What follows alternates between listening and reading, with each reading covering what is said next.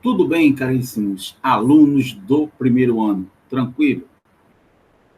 Hoje a gente volta a chamar a atenção para vocês de conjuntos, né, que é o nosso primeiro assunto, começando aí o ensino médio em matemática.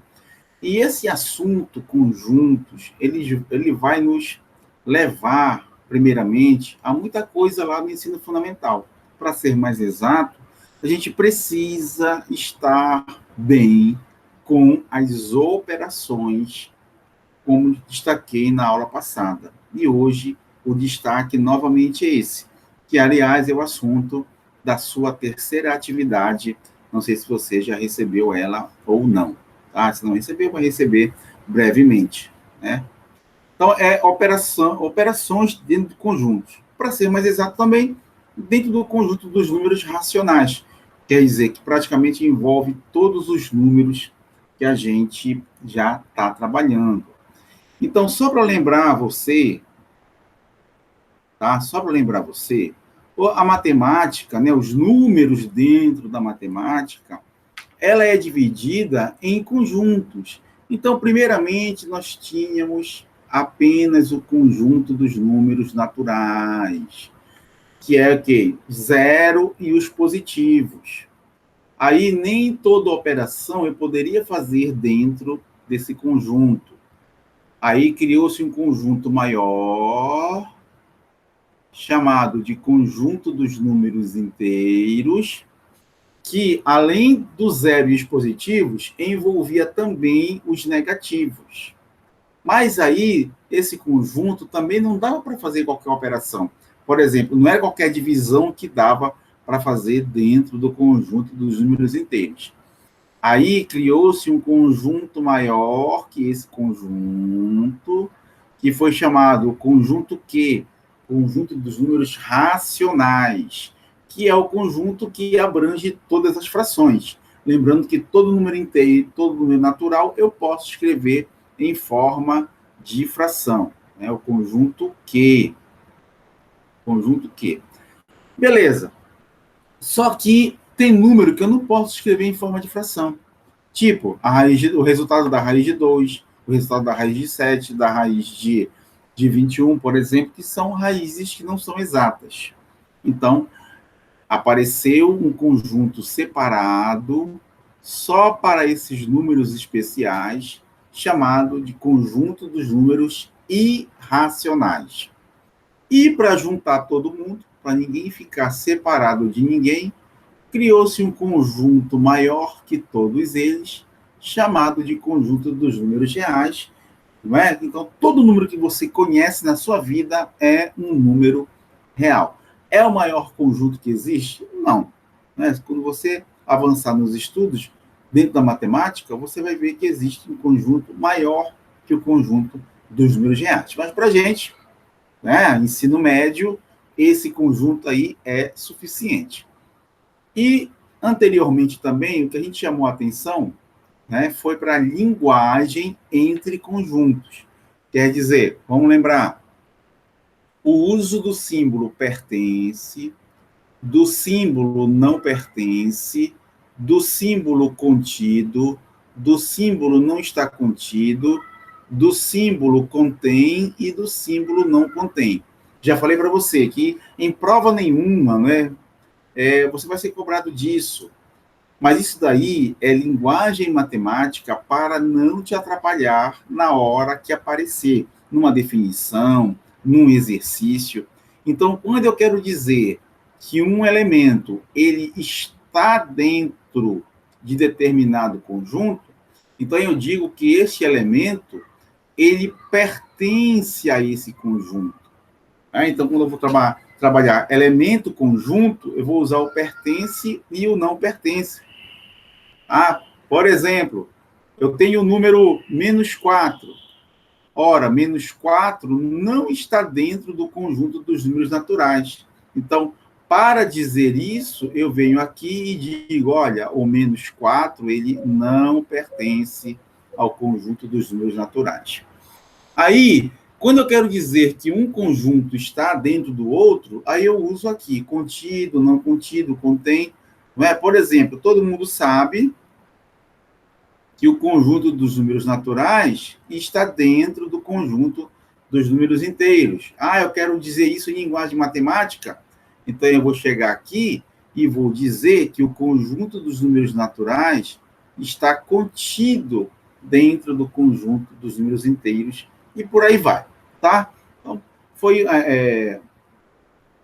que ficou do passado, né? Foi só o destaque para essa linguagem aí, e que você fique alerta, né? Não que vai te cobrar, mas que quando aparecer, você saber do que se está falando, tá? Bom, na terceira atividade, então, vai se destacar as operações, principalmente aquelas que os alunos mais esquecem. Começando quando eu tenho apenas números inteiros, por exemplo, -8 mais 6. Tem aluno que quer fazer jogo de sinal aqui. Aqui não tem jogo de sinal. Aqui é aquela história de sinais diferentes, você subtrai e põe o sinal do maior, tá? Jogo de sinal só existe na multiplicação e divisão. Ou se você, para você não esquecer, você pode associar isso a dinheiro. Lembre que toda vez que você tem um negativo, um saldo negativo é uma dívida. E um saldo positivo é o que você tem. Então, por exemplo, se você deve 8 e tem 6, então, na realidade, você está devendo 2. Por isso que dá -2. Né? Ou pela regra, sinais diferentes, eu subtraio 8 menos 6, 2, e ponho o sinal do maior número.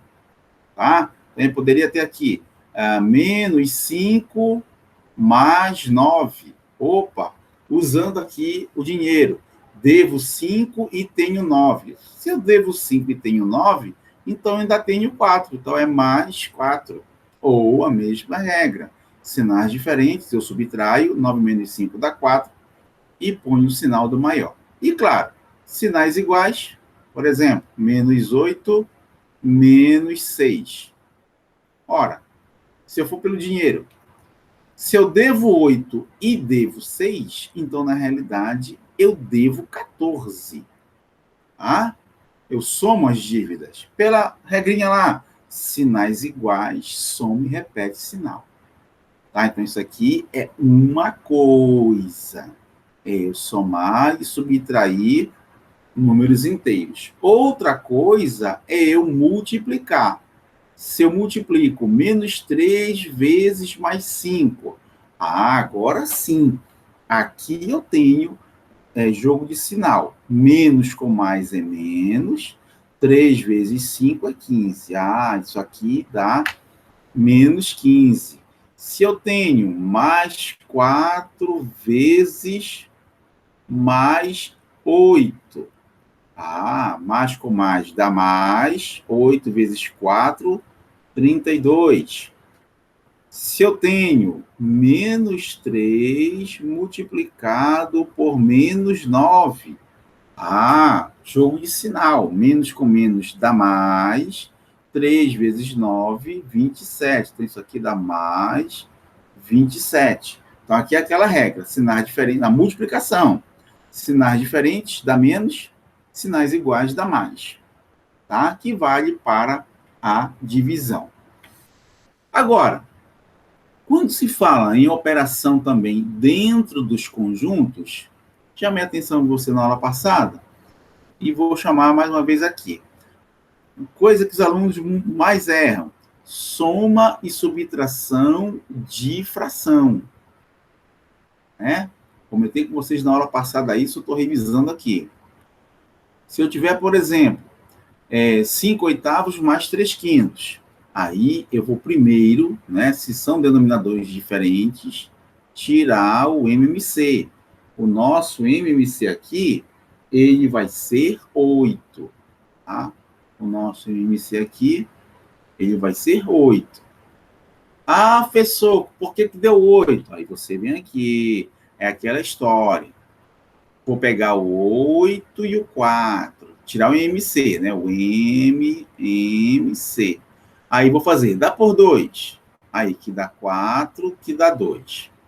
Dá por 2, que dá 2 e que dá 1. dá por 2, que dá 1 e que dá 1, né? A fatoração do número. E aqui, o que você faz? Você multiplica. Então, 2 vezes 2 dá 4, 4 vezes 2 dá 8. Por isso, o IMC é 8. Tá, e agora? A partir do momento que eu tiro o IMC, eu pego o 8, né? Eu pego o IMC, divido pelo denominador e o resultado eu multiplico pelo numerador. Então, olha só. 8 dividido por 8 dá 1. 1 vezes 5 dá 5. Mais 8 dividido por 4 dá 2. 2 vezes 3, 6. Então, qual é a regra? Divide pelo denominador, o resultado multiplica pelo numerador. Aí, olha só, 5 mais 6 dá 11, e aqui eu repito o denominador. Então, está aqui o meu resultado, 11 sobre 8. Tá? E aqui vale todo que eu falei. Se aparecer sinal, vale a regra dos sinais, tá? Vale a mesma coisa. Outra coisa, ainda envolvendo fração, gosto sempre de lembrar, multiplicação de fração.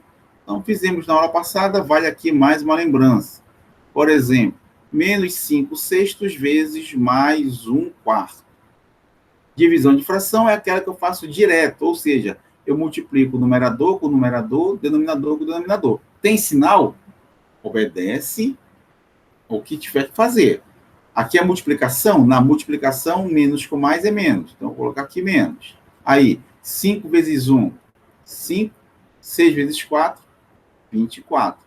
Não dá para simplificar, então dá menos 5 sobre 24. Tá? Então, a gente vai ter um papo na aula passada sobre isso, essas lembranças de você operar com fração. Aí tem a divisão, né? Divisão de fração. Divisão de fração. Por exemplo, eu tenho menos 7 meios e vou dividir por menos 2 nonos. Opa, então isso aqui, a minha divisão transforma-se numa multiplicação. Eu conservo a primeira fração e multiplico pela segunda. Então, 9 sobre 2. Aí faço, então, direto, né? Agora sim. Menos com menos dá mais. Então, mais eu posso escrever ou não. E faço a continha aqui. 7 vezes 9, 63. E 2 vezes 2 dá 4. Tá? Pronto. Então, isso aí daria mais 63 sobre 4. Pronto. Tá? Seria esse o meu resultado final, porque não dá para simplificar. Então, esse foi o papo, né, que nós tivemos na aula passada. Eu chamei a atenção de vocês, principalmente para essas operações com fração, que nem sempre o cidadão lembra, e a gente, de vez em quando, está precisando no ensino médio. Não só na matemática, mas na física, na química. E tem um outro detalhe, que aí eu quero chamar a atenção hoje, quando a gente trabalha com números reais, com operações entre esses números, que é qualquer número que você conhece até então, é propriedade de potência. Tá? Aparece muito, né, na matemática, aparece muito na física, aparece muito na química, a necessidade de você fazer operações envolvendo potenciação. Então, eu tenho propriedades básicas da potenciação. Que propriedades básicas da potenciação? Só para lembrar, o que é potência? Potência, eu tenho um número qualquer, por exemplo, vou colocar aqui, 2 elevado a 5. Então, eu tenho, isso aqui chama-se potência, né? Eu tenho o número de baixo, que a gente chama de base, e tenho o número de cima, que a gente chama de expoente.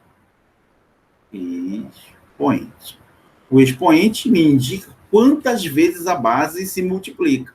Então, aqui, se é 2 à quinta, significa que eu tenho 2, vezes 2, vezes 2, vezes 2, vezes 2. Ou seja, 5 vezes.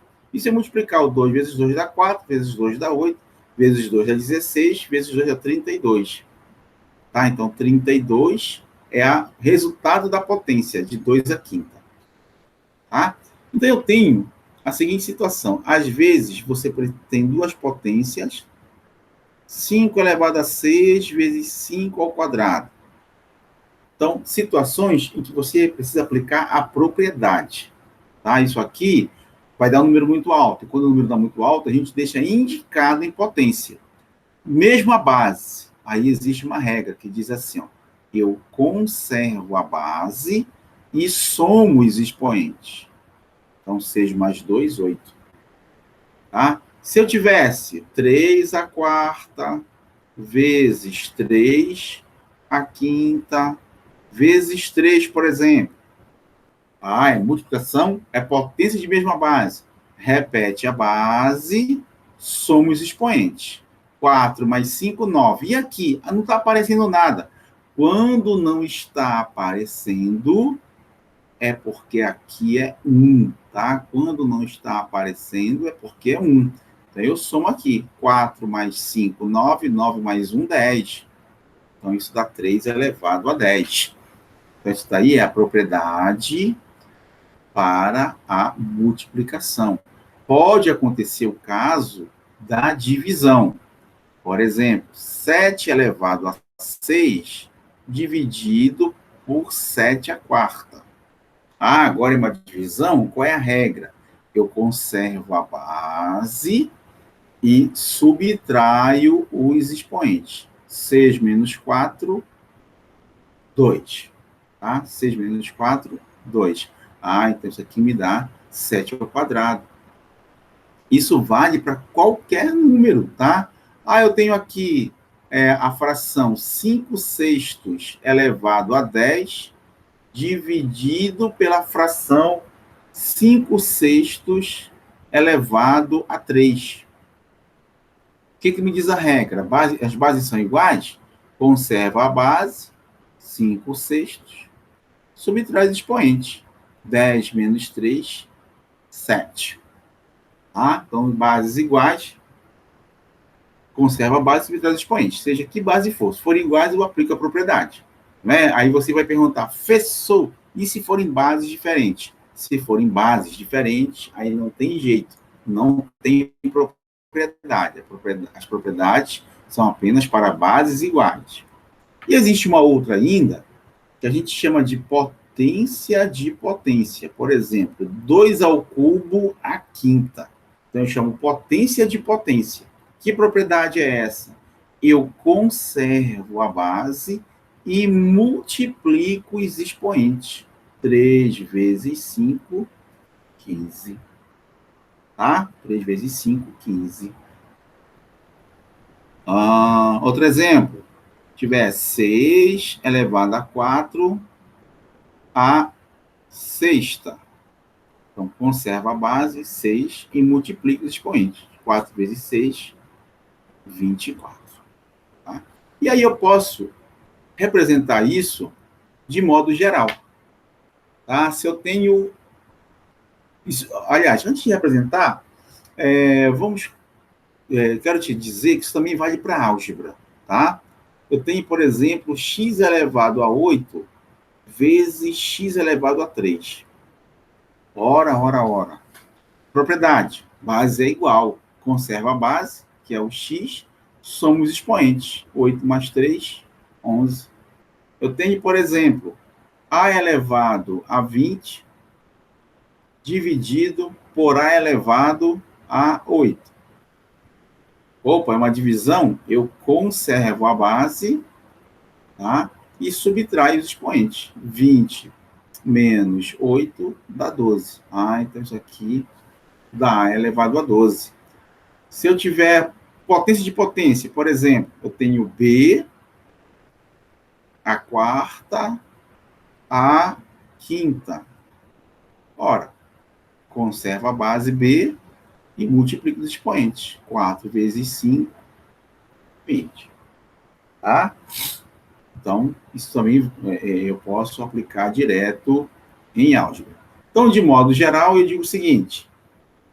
Se eu tenho um número A elevado a um expoente x, multiplicado por um número A elevado a um expoente y, então, isso aqui dá A elevado a x mais y, né? a regra, some os expoentes. Se eu tenho um número A elevado a x, dividido por um número A elevado a y, então isso aqui que diz a regra, é o A elevado a x menos y, ou seja, conserva a base e subtrai os expoentes. Se eu tenho o número A elevado a x e essa potência está elevada a um número y, então eu conservo a base e multiplico os meus expoentes. Tá? Então, isso aqui é a revisão, né? O que eu preciso, o que eu não posso deixar de saber sobre potenciação. Tá? Sobre potenciação. Quando se fala na propriedade inversa da potenciação, que é tirar a raiz, o que mais vai aparecer para você é raiz quadrada. O que mais vai aparecer para você no ensino médio é para você tirar a raiz quadrada. E quando eu vou tirar a raiz quadrada, eu tenho que lembrar o seguinte. Quando eu pergunto qual é a raiz quadrada de 25, eu estou te perguntando qual é o número que multiplicado por ele mesmo dá 25. Aí você vai me responder que é o 5. Por quê? Porque 5 vezes 5 dá 25. Quando eu te pergunto qual é a raiz quadrada de 121, você vai me responder que é 11. Por quê? Porque 11 vezes 11 dá 121. Então, a raiz quadrada, ela pergunta quantas vezes um determinado número multiplicado por ele mesmo dá aquele valor. Ora, o que vai aparecer às vezes no ensino médio? Você tem a sua raiz quadrada e tem um número negativo dentro. Atenção! Não existe nenhum número que multiplicado por ele mesmo dê negativo. Aí, aqui, então, aqui não tem resposta dentro do conjunto dos números reais. Toda vez que isso aparecer, você vai responder assim, ó, não pertence ao conjunto dos números reais. Tá vendo aí? Olha só a importância do símbolo. Qualquer outra raiz quadrada, ou qualquer outra raiz, a ideia é a mesma. Se eu tenho, por exemplo, raiz, então eu estou te perguntando qual é o número que multiplicado por ele mesmo 3 vezes dá 8. Você vai me dizer que é o 2. Por quê? Porque 2 vezes 2 vezes 2 dá 8. E no caso da raiz que tem o índice ímpar, cubo, quinta e por aí vai, não tem problema nenhum o radicando ser negativo. Você perguntar, qual é a raiz cúbica de menos 27? Resposta, menos 3. Por quê? Porque menos 3 vezes menos 3 vezes menos 3 dá menos 27. Olha só, menos com menos é mais. E mais com menos é menos. 3 vezes 3 é 9, 9 vezes 3 é 27. Tá? Então, menos 27. Então, na sua terceira atividade, vai estar chamando a atenção para esse detalhe, tá?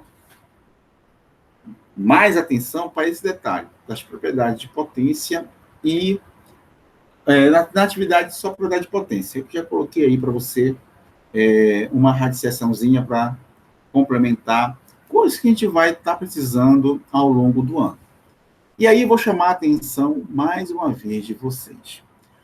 Os links que vão na atividade, tá, são escolhidos com carinho, são escolhidos para serem bem objetivos. Então, essas regras que eu chamei a atenção, que você tem que saber, eu coloquei lá vários links, são vídeos bem curtinhos, lembrando passo a passo para você cada uma das regras. Então, vale a pena você dar uma olhada, tá bom? E aí, qualquer dúvida, você encaminha e a gente tenta solucionar. Tudo bem, caríssimos? Grande abraço para você aí, até a próxima explicação. Abração.